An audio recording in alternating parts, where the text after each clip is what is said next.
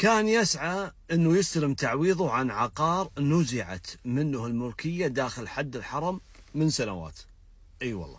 وصولات وجولات في المحاكم إلى أن وصل المكتب محاماة. طبعا القصة هذه أنقلها لكم عن محامي يقول هذا العميل غريب جدا، وأعلمكم ليش غريب الآن. أي والله من أمس ولا أفكر فيه وفعله.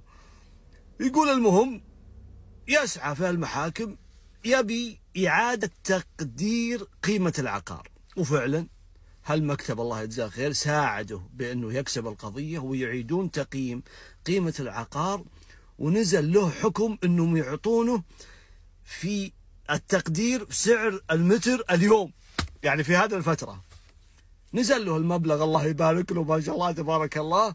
ولكن صارت مفاجأة يوم استلم المبلغ. معقول يا جماعة في ناس كذا؟ أخذ جزء، أي والله يا جماعة، جزء من المبلغ ووزع الباقي. وزع على مين؟ ها أحسنت، وزع على أهله. هو هذا شيء طبيعي. أعطى أهله فعلا، الناس القريبة من عائلته الفقراء وزي كذا. تعال خذ أنت وش تبي، خذ شقة يلا، أنت وش تبي شقة بعد يلا خذ. وزع كم شقة على كم واحد، على كم أحد من عائلته. والغريب يا جماعة أنه حتى جيرانه أعطاهم قيمة. أتوقع أنه داخل حد الحرم أكيد ما شاء الله أنه مبلغ وقدره. أخذ بس الجزء البسيط، الباقي كله وزعه. حتى جيرانه دخلوا بالسالفة. عاد المحامي ذا الله يجزاه خير يقول عميل كريم إلى حد الاستغراب. اي والله انه وصف الكلمة بالدقة صراحة، جابها في الصميم. عجيب يا أخي فعله. سبحان من وفق هذا الرجل. وأنا متأكد أنه غيره كثير موجودين بيننا ما شاء الله تبارك الله، لكن أنك توزع حتى على جيرانك هذه والله جديدة علي.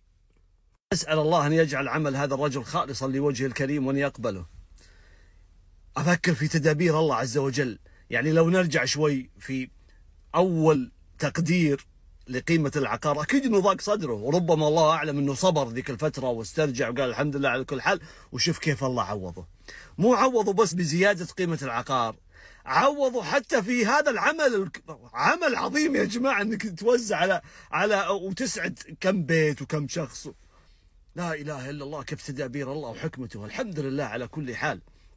يا رب يا الله يا رب أنك تدبرنا وتعطينا حتى ترضينا. الحمد لله يا رب دائما وأبدا على كل حال. دائما قولوها يا جماعة، وعيشوا في تفاصيل أنك تحمد الله على كل شيء، على كل شيء، لأن الله عز وجل كريم ويعطي، ولا ندري متى وكيف عطاؤه.